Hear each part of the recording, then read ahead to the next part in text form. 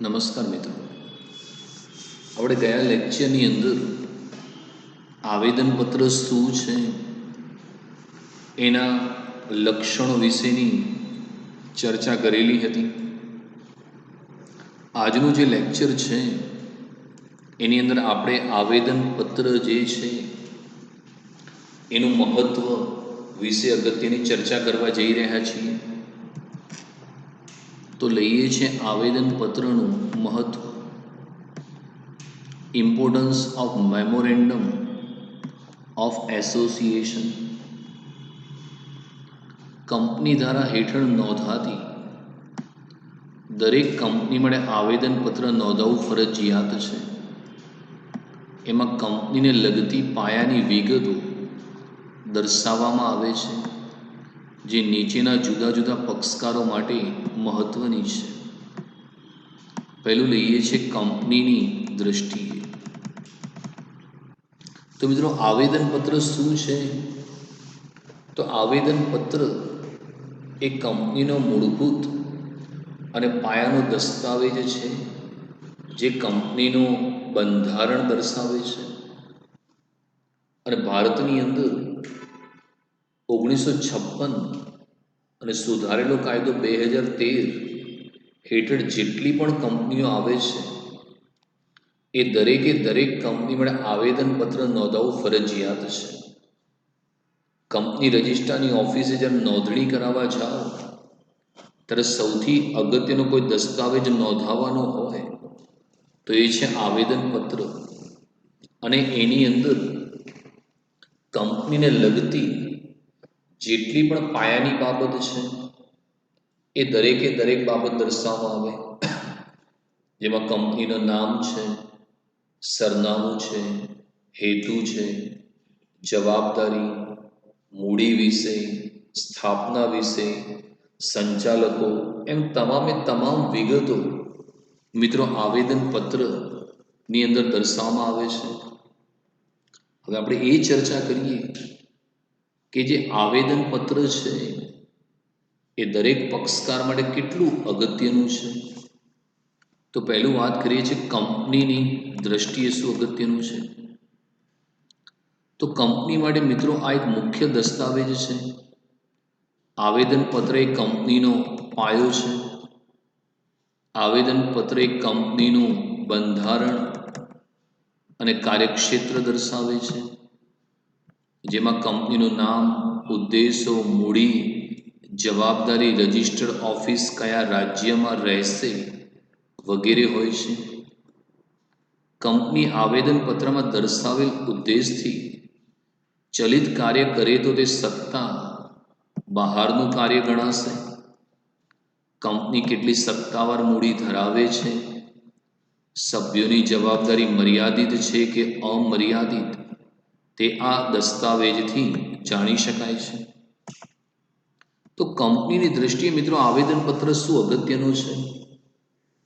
તો મિત્રો આવેદનપત્ર જે છે એ કંપનીનો મૂળભૂત દસ્તાવેજ છે, મુખ્ય દસ્તાવેજ, મેઇન.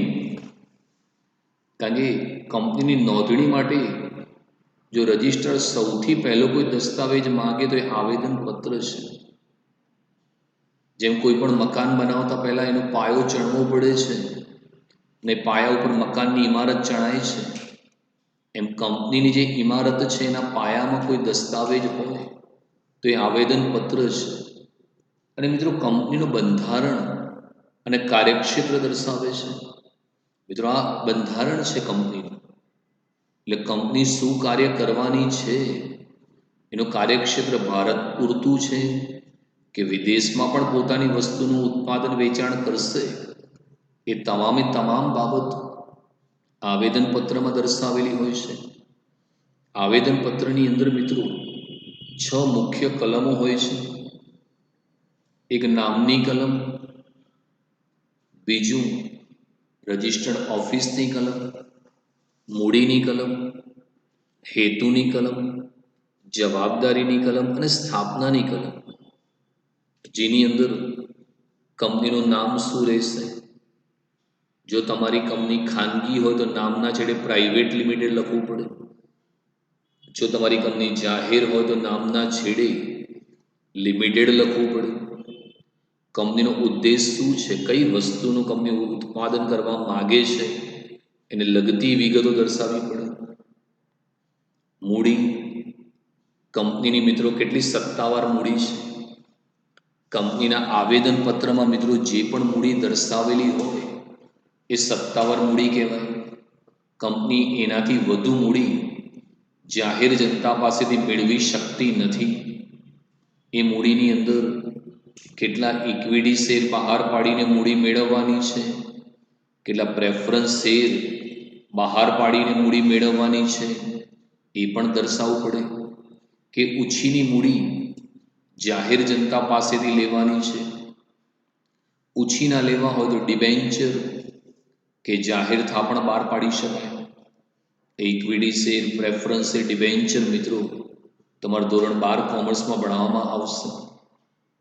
બીજું જવાબદારી, જે પણ લોકોએ કંપનીના શેર ખરીદ્યા છે તો એ દરેકે દરેક સભ્યોની જવાબદારી મર્યાદિત રહેશે કે અમર્યાદિત રહેશે, એ પણ આવેદનપત્રમાં દર્શાવવામાં આવે છે. ઉપરાંત કંપનીની જે રજિસ્ટર્ડ ઓફિસ છે એ કયા રાજ્યમાં આવેલી છે. કારણ કે જાહેર જનતા કંપની જોડે પત્ર વ્યવહાર કરતી હોય તો એમને ખબર હોય કે ભાઈ ઓફિસ ક્યાં છે. તો કંપનીની રજિસ્ટર્ડ ઓફિસ જે રાજ્યમાં આવેલી હોય એનું સરનામું પણ બતાવવું પડે. આ ઉપરાંત કોઈ પણ કંપની એના આવેદનપત્રની અંદર જે પણ ઉદ્દેશની કલમ છે એ સિવાયનું કાર્ય ન કરી શકે, અને જો કરે તો સત્તા બહારનું કાર્ય કહેવાય. એના માટે સંચાલકો અંગત રીતે જવાબદાર છે મિત્રો. અને સંચાલકોએ જાણી જોઈને ભૂલો કરી હોય તો એમને દંડ, જેલની સજા પણ થઈ શકે છે. તો આ આવેદનપત્ર પરથી તમે કંપનીનું નામ, ઉદ્દેશ, મૂડી, જવાબદારી, રજિસ્ટર્ડ ઓફિસ વિશેની માહિતી પણ મેળવી શકો છો. તો કંપનીની દ્રષ્ટિએ પણ મિત્રો આવેદનપત્ર એ ખૂબ જ મહત્વ ધરાવે છે. બીજું છે મિત્રો, કંપનીના લેણદારો, વેપારીઓ અને બેંકોની દ્રષ્ટિએ આવેદનપત્ર ત્રાહિત પક્ષ સાથેના કંપનીના સંબંધો નક્કી કરે છે. કંપની જે કાર્યો કરવા માગે છે તે માહિતી મેળવીને લેણદારો, વેપારીઓ, બેંકો નાણાં ઉછીના આપવા કે નહીં તે અંગે નિર્ણય લઈ શકે છે. તો આવેદનપત્ર જે છે મિત્રો એ લેણદાર અને વેપારીની દ્રષ્ટિએ પણ અગત્યનો છે.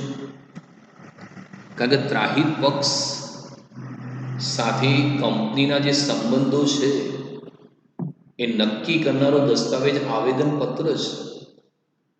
અને આવેદનપત્રની અંદર મિત્રો લખેલું હોય કે કંપની ત્રાહિત પક્ષ જોડે કયા પ્રકારના સંબંધો નક્કી કરે છે. તો કોઈ પણ લેણદાર, તો લેણદાર શું છે? તો જે પણ વ્યક્તિ ધંધાને ઉધારમાં માલ કે સેવા પૂરી પાડે એ ધંધાનું લેણદાર કહેવાય. અને એને આધારે લેણદારો આવેદનપત્ર જોઈને નક્કી કરે કે ભાઈ આ કંપનીને ઉધારમાં માલ આપવો જોઈએ કે નહીં. આ ઉપરાંત બેંક, કોઈ પણ બેંક કંપનીને નાણાં ઉછીને આપતા પહેલા આવેદનપત્રનો અભ્યાસ કરે, જેમાં કંપનીની મૂડી કેટલી છે, એના સ્થાપકો કોણ છે, એના ડિરેક્ટરો કોણ છે, બધી માહિતી હોય. એટલે બેંકો એ જોઈને નક્કી કરે કે ભાઈ આ કંપનીને નાણાં ઉછીના આપવા કે ના આપવા. કારણ કે જો બેંકે નાણાં ઉછીના આપ્યા અને સમયસર જો કંપની નાણાં ન ચૂકવે તો ગાલખાત પૈસા ડૂબી જવાની શક્યતા છે. એટલે જે પણ લેણદારો છે, વેપારીઓ છે કે જે બેંક છે એ કંપનીને નાણાં ઉછીના આપવા કે નહીં એ આવેદનપત્રના આધારે નિર્ણય લઈ શકે છે. તો કંપનીની દ્રષ્ટિએ તો આવેદનપત્ર અગત્યનું છે. ઉપરાંત કંપનીના જે લેણદાર છે, વેપારી છે, જે બેંક છે, એમને પણ અગત્યની માહિતી પ્રાપ્ત થઈ શકે છે. ત્રીજું છે કંપનીના શેર હોલ્ડરની દ્રષ્ટિએ શેર હોલ્ડરોએ રોકેલા નાણાંનો ઉપયોગ આવેદનપત્રમાં જણાવેલ પ્રવૃત્તિઓ માટે થશે તેવી ખાતરી શેર હોલ્ડરોને મળે છે. જો તે પ્રમાણે કંપની કાર્ય ન કરે તો શેર હોલ્ડરો અદાલતમાં પડકારી શકે છે. શેર હોલ્ડરની જવાબદારી જે શેર ખરીદેલ છે તેની દાર્શનિક કિંમત જેટલી મર્યાદિત રહેશે તેમ નક્કી થવાથી સલામતી અનુભવે છે. તો કંપનીના જે મિત્રો શેર હોલ્ડર છે એમની દ્રષ્ટિએ પણ મિત્રો આવેદનપત્ર ખૂબ જ અગત્યનું છે. કોઈ પણ કંપનીને જ્યારે મૂડી લેવી હોય તો એ શેર બહાર પાડે અને જે લોકો શેર ખરીદીને શેર હોલ્ડર કહેવામાં આવે અને શેર હોલ્ડર એ મિત્રો કંપનીના સાચા માલિક છે. શેર હોલ્ડર માટે આવેદનપત્રનું શું મહત્વ છે? કારણ કે શેર હોલ્ડર છે એમનો એક વિશ્વાસ, એક કોન્ફિડન્સ આવી જાય કે કંપનીએ જે હેતુ માટે નાણાં મેળવ્યા છે તે જ પ્રવૃત્તિ કરશે એની ખાતરી શેર હોલ્ડરને મળે છે. દાખલા તરીકે એશિયન ટાઇલ્સ લિમિટેડે જ્યારે શેર બહાર પાડ્યા તો એના આવેદનપત્રની અંદર ઉદ્દેશની કલમમાં લખ્યું હોય કે અમારો ઉદ્દેશ ટાઇલ્સનું ઉત્પાદન કરીને વેચાણ કરવાનું છે. તો જે શેર હોલ્ડરે આવેદનપત્ર વાંચ્યું એમાં લખ્યું કે ભાઈ કંપનીનો હેતુ ટાઇલ્સનું ઉત્પાદનનો છે, એટલે એમને ખાતરી રહે કે અમે જે પૈસા આપ્યા છે એનો ઉપયોગ એશિયન કંપની ટાઇલ્સનું ઉત્પાદન કરવા માટે જ વાપરશે, બીજા કોઈ માટે વાપરશે નહીં. અને માની લો મિત્રો કે કોઈ કંપની છે એ ઉદ્દેશની કલમ વિરુદ્ધનું કાર્ય કરે તો શેર હોલ્ડરને કોર્ટમાં કેસ કરી શકે. જેમ કે એશિયન ટાઇલ્સ વાળા ટાઇલ્સના હેતુ માટે નાણાં લીધા હોય અને પછી મોબાઈલનું ઉત્પાદન ચાલુ કરે કે ઇલેક્ટ્રોનિક્સનું ઉત્પાદન ચાલુ કરી દે પૈસાથી, તો શેર હોલ્ડર કોર્ટમાં કેસ કરી શકે કે ભાઈ આમનો ઉદ્દેશ તો ટાઇલ્સ બનાવવાનો હતો, હવે કેમ આ લોકો ઇલેક્ટ્રોનિક વસ્તુ બનાવે છે? અને કોર્ટ એ કંપનીના જે ડિરેક્ટર્સ છે એને સજા કરી શકે, દંડ કરી શકે મિત્રો. અને કોઈ પણ કંપની એના વિરુદ્ધમાં કામ ન કરી શકે. અને આવેદનપત્રથી શેર હોલ્ડરને એ ખબર પડે કે એમણે જે શેર ખરીદેલા છે તો એમની જવાબદારી એટલી જ મર્યાદિત રહેશે કે અમર્યાદિત છે એની માહિતી મળે. જોકે ભારતમાં મિત્રો સારી વસ્તુ એ છે કે જેટલી બી કંપનીઓ શેર બહાર પાડે છે એ દરેકે દરેક કંપનીના શેર હોલ્ડરની જવાબદારી મર્યાદિત જ રાખવામાં આવે છે. દાખલા તરીકે તમે રિલાયન્સના 10,000 રૂપિયાના શેર ખરીદ્યા તો મિત્રો તમારી જવાબદારી 10,000 પૂરતી જ મર્યાદિત રહેશે. કાલે રિલાયન્સ કંપની દેવામાં ડૂબી જાય તો તમારે ચિંતા નથી કરવાની, કેમ કે એનું દેવું ચૂકવવા માટે કોઈ પણ સભ્યએ અંગત મિલકત વેચવાની જરૂરિયાત નથી. તો આવેદનપત્રના આધારે કંપનીના જે શેર હોલ્ડર્સ છે એમનો વિશ્વાસ રહેશે કે એમને જેટલા રૂપિયાના શેર ખરીદ્યા છે એટલા જ રૂપિયાની એમની જવાબદારી મર્યાદિત રહેશે, જેથી એ પોતાના નાણાંની સલામતી અનુભવે છે મિત્રો. ત્યારબાદ છે જાહેર જનતાની દ્રષ્ટિએ. સમાજની કોઈ પણ વ્યક્તિ કંપનીમાં નાણાં રોકવા માટે પ્રાથમિક માહિતી આવેદનપત્રમાંથી મેળવી શકે છે અને તેની નકલ પ્રાપ્ત કરી શકે છે. તો જાહેર જનતા માટે પણ મિત્રો આવેદનપત્ર ખૂબ જ મહત્વનો છે. દાખલા તરીકે તમારી એવી ઈચ્છા થઈ કે ભાઈ મારે ટાટા કંપનીના શેરમાં નાણાં રોકવા છે, પણ નાણાં રોકતા પહેલા કંપની વિશે તમારે માહિતી લેવી છે કે કંપનીનું કેટલું ઉત્પાદન છે, કેટલું વેચાણ છે, કંપનીના ડિરેક્ટરો કોણ છે, કંપની જોડે કેટલા રૂપિયાની મૂડી રહેલી છે, કંપનીનું દેવું કેટલું છે, કંપનીના ડિરેક્ટર્સ કોણ છે, ગયા વર્ષે કેટલો નફો કર્યો હતો, કેટલું ડિવિડન્ડ એમને આપ્યું હતું, આ તમારે પ્રાથમિક માહિતી લેવી છે. તો કોઈ પણ કંપની છે જે આવેદનપત્ર છે એમાંથી તમને આ માહિતી મળી શકે છે. અને હાલ મિત્રો શું છે કે દરેકે દરેક કંપનીએ પોતાની જેટલી પણ માહિતી આવેદનપત્રમાં હોય એની વેબસાઇટ પર મૂકી દીધેલી છે. તમે વેબસાઇટની અંદર જઈને આ બધી જ માહિતી મેળવી શકો છો. અને તમારે ડાઉનલોડ કરવી હોય તો ડાઉનલોડ કરી શકો છો. અને કંપની જોડે તમે પત્ર વ્યવહાર કરો તો કંપની એક તમને એની નકલ, એની ઝેરોક્સ પણ તમને મોકલી આપે છે. એ વાંચીને તમારે નક્કી કરવાનું કે તમારા કંપનીના અંદર નાણાં રોકવા છે કે નહીં. તમને લાગે કે કંપની સારી છે, નાણાં સલામત છે, તો નાણાં રોકી દેવાના. અને કંપનીની અંદર દેખાય કે ભાઈ દેવું વધારે છે કે ઉછીના નાણાં વધુ છે તો રોકાણ નહીં કરવાનું. તો મિત્રો જાહેર જનતાને પણ આવેદનપત્ર દ્વારા ખૂબ જ ઉપયોગી માહિતી પ્રાપ્ત થઈ રહી છે. તો આવેદનપત્ર છે એનું મહત્વ 4 બાબત માટે અગત્યનું છે.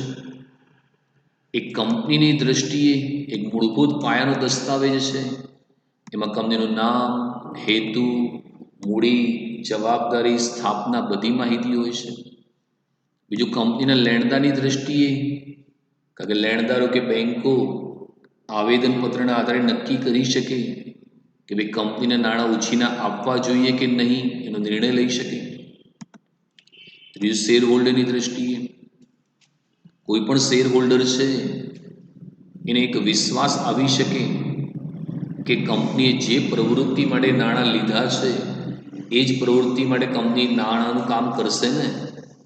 અને એમની જે જવાબદારી છે, એમને જેટલા રૂપિયાના શેર ખરીદ્યા છે એટલી રકમ પૂરતી જ મર્યાદિત રહેશે, જેથી એ પોતાના નાણાંની સલામતી અનુભવી શકે. અને જાહેર જનતા છે તો કોઈ પણ દેશના નાગરિકને કોઈ કંપનીમાં નાણાં રોકવા માટે જરૂરી માહિતી જોઈતી હોય તો એ કંપનીના આવેદનપત્રમાંથી મેળવી શકે છે. તેની નકલ પણ પ્રાપ્ત કરી શકે છે, જેથી જાહેર જનતાએ કંપનીમાં નાણાં રોકવા કે નહીં એ વિશેની માહિતી મળે છે. તો આવેદનપત્રનું મહત્વ 4 દ્રષ્ટિએ અગત્યનું છે. કંપનીની દ્રષ્ટિએ, કંપનીના લેણદાર વેપારીની દ્રષ્ટિએ, કંપનીના શેર હોલ્ડરની દ્રષ્ટિએ અને જાહેર જનતાની દ્રષ્ટિએ મિત્રો.